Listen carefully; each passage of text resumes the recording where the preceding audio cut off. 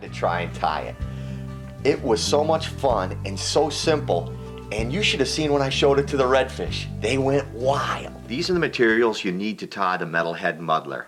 First of all, I've got a long shank number 2 hook and an extra large cone head. I found this cone head fits best over the number 2. If you use a hook larger than this, you'll have to crimp down the barb to get the cone head over it. Then we have a collar made of natural colored deer hair. We've got some tan craft fur. We're going to use chartreuse thread. We need a marker, permanent marker, to stripe the body. We've got some gold holographic flashaboo, and we've got this very fine gold holographic wing and flash. This is how we start the metalhead muddler. I'm going to just start the thread about right here in the middle of the hook. Trim off my tag end. First step is holographic fiber. I really like this stuff because it's multifaceted. It picks up a bunch of light, refracts all different types of light. I'll trim this about 2.5 to 3 inches long. Now, my second step is my craft fur. And I'm going to get a generous little bunch of this, trim it off as close to the synthetic fiber as I can. When I get this bunch, put it right around the hook. I want to get 360 degrees. I want to get that wad around there. Lash it down nice and tight. So I've got a nice little tail. Okay, at this point, I take my marker and I picked this technique up from Mr. Borsky in the Keys. He loved to stripe his flies, and I thought it was a great way to almost give it like a grizzly effect, give you the stripes of that grizzly feather on there. I thought added a lot to this fly. Now I take a little bit of my wing and flash, just put an accent of flash right down the sides, trim these off. Just trim them off at different lengths. This is some beautiful stuff too. At this point, I have my tail on.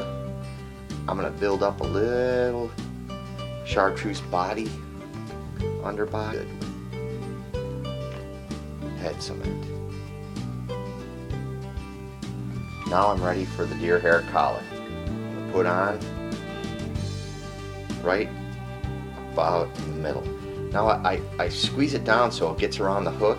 I go around the bunch once, twice, and then I start to tighten down. When I let go, it spins right around the hook.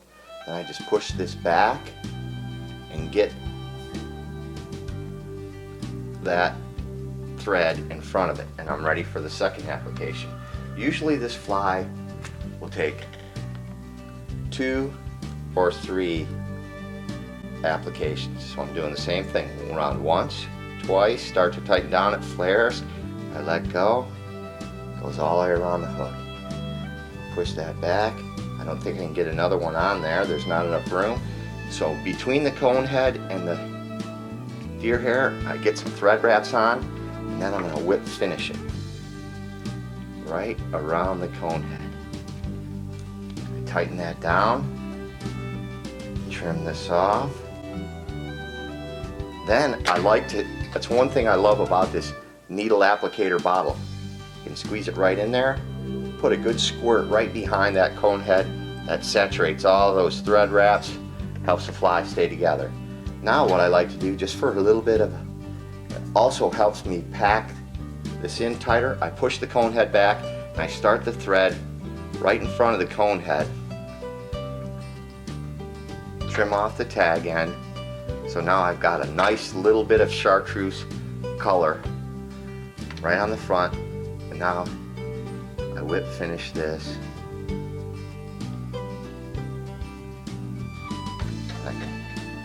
trim that off. Put a little bit of glue to hold that all together. Now this is the fun part.